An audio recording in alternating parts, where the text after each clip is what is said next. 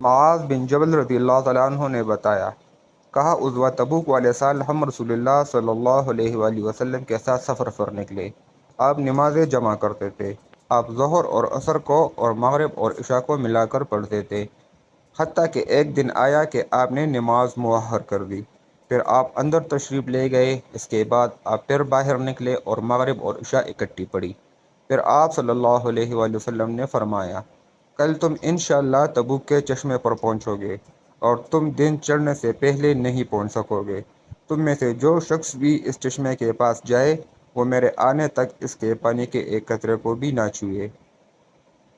ہم اس چشمے پر آئے تو دو آدمی ہم سے پہلے وہاں پہنچ چکے تھے۔ وہ چشمہ جوتے کے ایک تسمے جتنا نظر آ رہا تھا، بہت معمولی پانی رس رہا تھا۔ کہا رسول اللہ صلی اللہ علیہ وآلہ وسلم نے ان دونوں سے پوچھا، تم نے ان کے پانی کو چھوا تھا؟ دونوں نے کہا جی ہاں۔ تو رسول اللہ صلی اللہ علیہ وآلہ وسلم نے ان دونوں کو سخت سست کہا، اور جو اللہ نے چاہا آپ نے ان سے کہا۔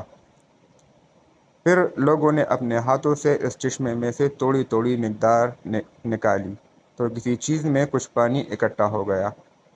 آپ نے اس پانی میں سے اپنے ہاتھ اور چہرہ مبارک دھویا اور اسے دوبارہ چشمے کے اندر ڈال دیا تو وہ چشمہ امڑتے ہوئے پانی یا کہا بہت زیادہ پانی کے ساتھ بہنے لگا۔